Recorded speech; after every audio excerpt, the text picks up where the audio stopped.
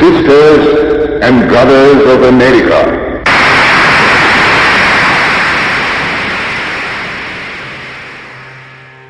1893 সালের 11ই September world's parliament of রিলিজিয়ান্সের মঞ্চে দাঁড়িয়ে প্রথম এই 5টি শব্দ উচ্চারণ করেছিলেন স্বামী বিবেকানন্দ। পরবর্তী 2 মিনিট ধরে চলেছিল শ্রোতাদের হর্ষধ্বনি ও করতালি। এই দিনে সম্পূর্ণ বিশ্বের কাছে হিন্দু ধর্মের মাহাত্ম্য তুলে ধরেছিলেন স্বামীজি। যদিও এই মঞ্চ পর্যন্ত পৌঁছাতে দীর্ঘ কঠিন পথ অতিক্রম করতে হয়েছিল স্বামী বিবেকানন্দকে। তার শিক্ষা ও দর্শন বাঙালি তথা সম্পূর্ণ বিশ্ববাসীকে জীবনের অন্ধকারে আলোর খোঁজ এনে দিয়েছে। তিনিই শিখিয়ে গিয়েছেন, বহুরূপে সম্মুখে তোমার, ছাড়ি কোথা খুঁজিছ ঈশ্বর, জীবে প্রেম করে যেই জন, সেই জন সেবিছে ঈশ্বর।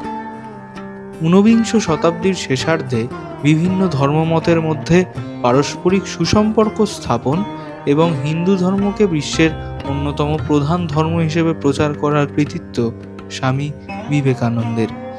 আজ আপনাদের জন্য রইল শ্রীরামকৃষ্ণের সেই মহান শিষ্যের কথা। विवेक वैराग्य विशुद्ध चित्तम। আজ ইংরেজির 12ই জানুয়ারি 2026, আর আজ থেকে ঠিক 163 বছর আগে সেটাও ছিল 12ই জানুয়ারি। সালটা ছিল 1863। আজ স্বামীজির 163তম জন্মদিন। একেবারে ছোট্টবেলায় যার নাম ছিল নরেন, নরেন্দ্র থেকে জগৎজোড়া একটা নাম স্বামী বিবেকানন্দ, তিনি স্বামীজি, এই নামেই তিনি বিশ্বে পরিচিত। একেবারে ছোটবেলায় ভীষণ মেধাবী, আবার একই সঙ্গে দস্যিপনাটাও ছিল একেবারে চূড়ান্ত পর্যায়ে। ছোট বয়সটা তো এমনটারই হওয়ার কথা। দুষ্টুমিতে ভরা থাকতো সারাটা দিন। কিন্তু জীবনের কি পরিবর্তন ঠিক ধীরে ধীরে হলো, যা আজকের 163তম তার জন্মদিবসে সারা বিশ্বের মানুষ তাকে স্মরণ করবে। সালটা 1881। সুরেন্দ্রনাথ মিত্রের বাড়িতে একটা গানের আসর বসেছে, আর সেই গানের আসরে স্বয়ং উপস্থিত আছেন পরম পুরুষ পরমহংস দেব রামকৃষ্ণ দেব। নরেন সেখানে সঙ্গীত পরিবেশন করছে, আর সেই সঙ্গীত শুনে মুগ্ধ হয়ে গেলেন রামকৃষ্ণ। মুগ্ধ হওয়া তো মুগ্ধ হওয়া। অনুষ্ঠান শেষে তিনি নরেনকে জড়িয়ে ধরে বললেন যে একবার দক্ষিণেশ্বরে আসিস তো তুই,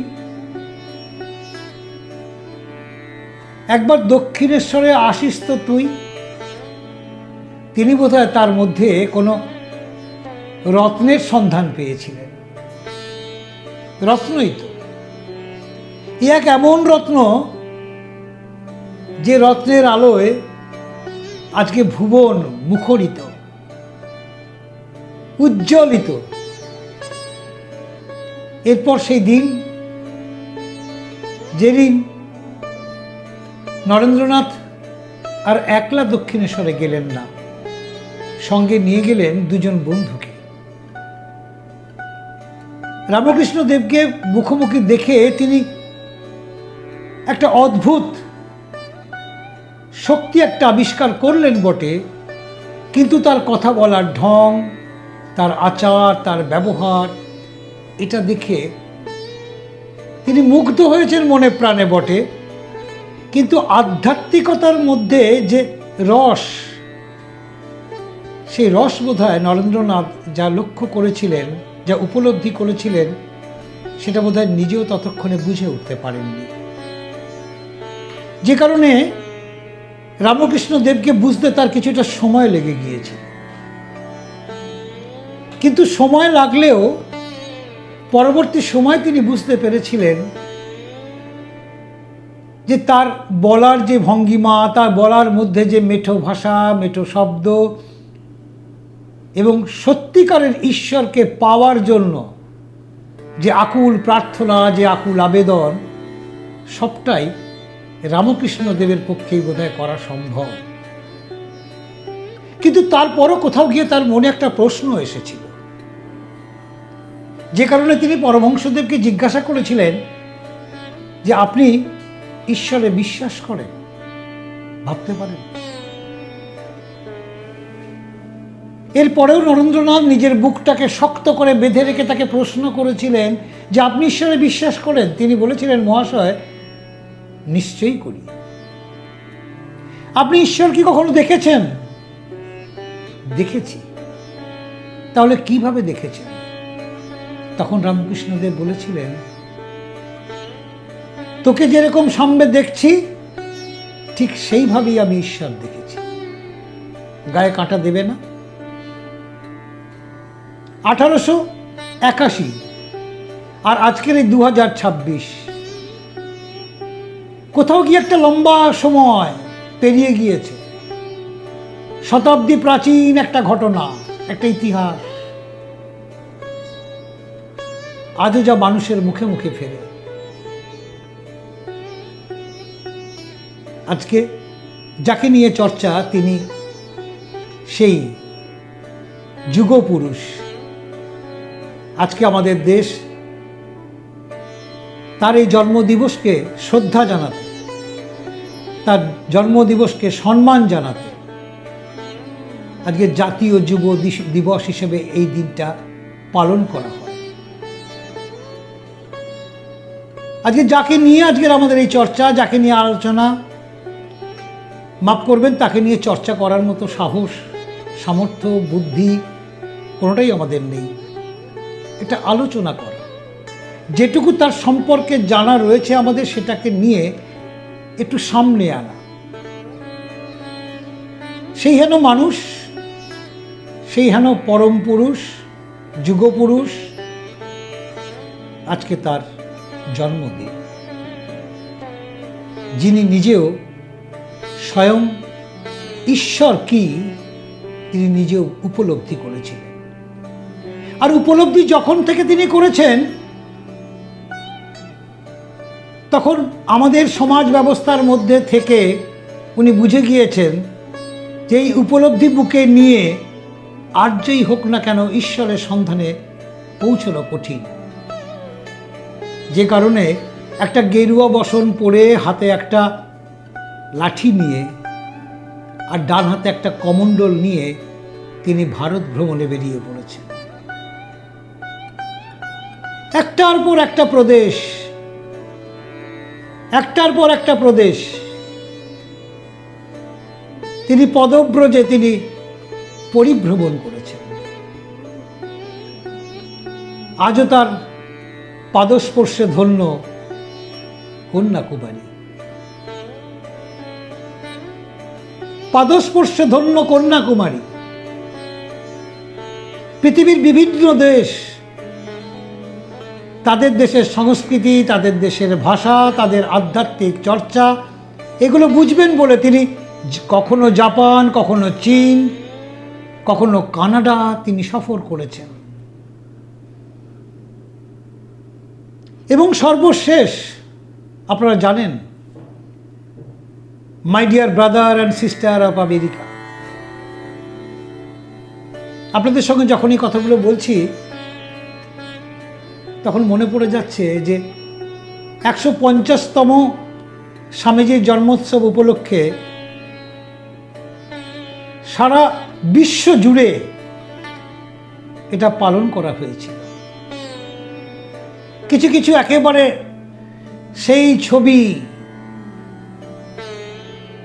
সেগুলো প্রকাশিত হয়েছিল, যা দেখলে গায়ে কাঁটা দেবে। ভাবা যায়, তিনি মুম্বাই থেকে জাহাজে করে কানাডা, চীন, জাপান হয়ে তিনি এবার ওই জাহাজে করে যাচ্ছেন আমেরিকা। ধর্মসভায় যোগ দেবেন। তিনি ভারতবর্ষের হিন্দু সংস্কৃতির কথা তুলে ধরবেন।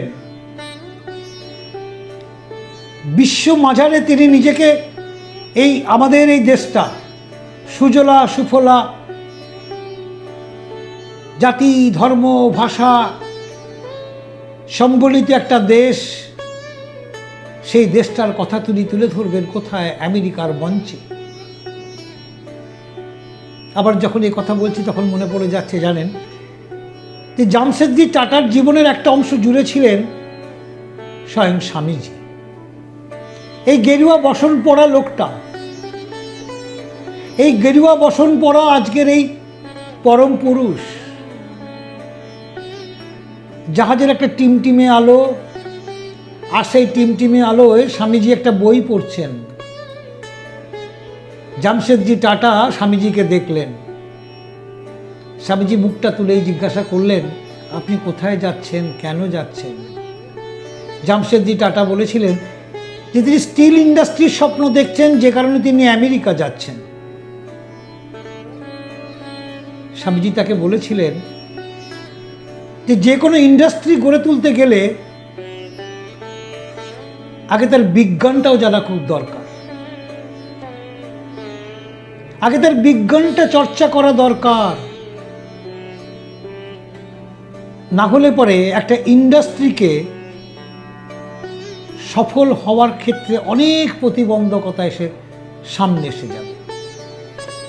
আজও জামশেদজি টাটা স্বামীজির সঙ্গে সেই সাক্ষাৎ এবং সাক্ষাতের পরে তার গড়ে তোলা বিজ্ঞান ভিত্তিক যে ইনস্টিটিউট, সেটা গড়ার সময় তিনি স্বামীজিকে জানিয়েছিলেন যে তার পরামর্শ মতোই তিনি একটা ইনস্টিটিউট গড়েছেন, যেখানে শিল্প নিয়ে যে সমস্ত বিষয়গুলো আলোচনা হবে তার মধ্যে অগ্রাধিকার পাবে বিজ্ঞান, এবং সেই বিজ্ঞান চর্চা কেন্দ্র। কি দূরদৃষ্টি ছিল! তিনি একজন সন্ন্যাসী, নিশ্চয়ই তিনি অগাধ পাণ্ডিত্যের অধিকারী ছিলেন, সে বিষয়ে কোনো সন্দেহ নেই। ছোট্টবেলাটা যার দুষ্টুমিতে ভরা ছিল, সেই মানুষটাই আজকে যাকে আমরা স্মরণ করি, তিনি আমাদের কাছে স্বামীজি। একটা গেরুয়া বসন পরা, একটা দীপ্তমান চেহারার মানুষ, যার চোখগুলো দেখলে পরে সেই সময় যাদের সঙ্গে সাক্ষাৎ হয়েছিল তারা বলেছিলেন যে বোধহয় ঈশ্বরের সাথে সাক্ষাৎ হলো। ভাবা যায়, আজকে তার 163তম জন্মদিবস মহা সাড়ম্বরে সর্বত্র পালিত হবে। আর এই প্রসঙ্গে যখন আলোচনা হচ্ছে তখন এটা না বললে বোধহয় কোথাও একটা অস্পষ্টতা রয়ে যাবে যে আজকে যখন বিভিন্ন জাতি গোষ্ঠী নিয়ে আমাদের এই সংঘর্ষ, হিংসা, প্রতিহিংসা, ভেদাভেদ এগুলো যখন চলছে, তখন স্বামীজি মনে প্রাণে হিন্দু হয়েও তিনি সব সময় কিন্তু সর্বধর্ম সমন্বয়ের কথা বলতেন, সর্বধর্ম সমন্বয়ের কথা বলতেন। আজকে 163 বছরে এসে কি দূরদর্শী তারা তিনি ছিলেন, তাই তিনি আগে ভাগেই এই সমন্বয়ের কথাটাকে সামনে এনেছিলেন। আজকে যখন যারা জানেন যে বেলুড় মঠ তিনি গড়ে তুলেছিলেন শুধু রামকৃষ্ণ দেবকে এনে এখানে প্রতিষ্ঠা করবেন বলে, আমরা কল্পতরু উৎসবের দিনে একটা কথা বারবার মনে পড়ছিল, জানেন, আজও একটা কথা অনেকেই বলেন যে গুরু মেলে লাখে লাখে, শিষ্য মেলে এক। এমন শিষ্য আপনি ভাবতে পারেন যে শিষ্য রামকৃষ্ণ মঠ ও মিশন এটা তৈরি করে সারা বিশ্বের মাঝারে তিনি রামকৃষ্ণদেবকে প্রতিষ্ঠা করে গিয়েছেন। তার মত, তার পথ, তার আদর্শ আমাদের সবার মনের অন্তরের অন্তঃস্থলে তিনি বীজ বপন করে দিয়ে গেছেন। তিনি স্বামীজি, যাকে ঘিরে বেলুড় মঠের আনাচে কানাচে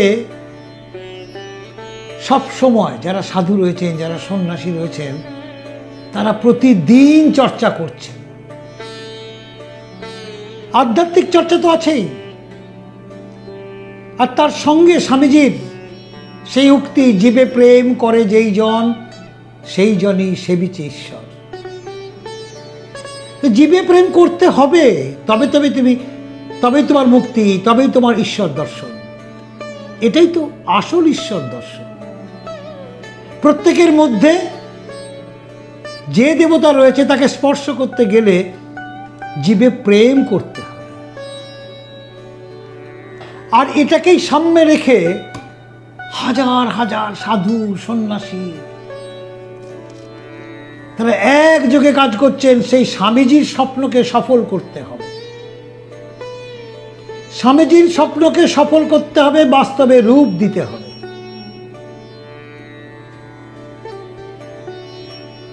তারা আজকে প্রতিজ্ঞাবদ্ধ। এইরকম একটা দিন বিবেকানন্দ ইউনিভার্সিটি, শিক্ষা, হাতে কলমে শিক্ষা, বিজ্ঞান শিক্ষা, যারা অর্ধমেধার মানুষ, অর্ধমেধার যুবক, উচ্চ মেধার যুবক, প্রত্যেকের জন্য আলাদা আলাদা ভাবনা রয়েছে। যারা অর্ধমেধার যুবক তরুণ, তাদেরকে হাতের কাজ শিখতে হবে। আবার উচ্চ মেধার যারা রয়েছে তারা পড়াশোনা করবে, তারা বিজ্ঞান চর্চা করবে, তার জন্য বিজ্ঞান চর্চা কেন্দ্র রয়েছে। সব মিলিয়ে তাকে নিয়ে আলোচনা করার মতো সেই শিক্ষা, সেই দীক্ষা আমার নেই। কিন্তু বোধহয় যদি আলোচনা করতে করতে, যদি ঘষতে ঘষতে মনে হয় যে একটা লাইনে হয়তো বুঝতে পেরেছি বা বোঝাবার চেষ্টা করতে পারছি, তাহলে অনেকটা ভালো লাগবে। আজকে বেলুড় মঠ শুধু হাওড়ার বেলুড়ের বেলুড় মঠ নয়। 12ই জানুয়ারির এই দিনটা, কিংবা স্বামীজির জীবনের যে বৃত্তান্ত, তার লেখা অসংখ্য বই,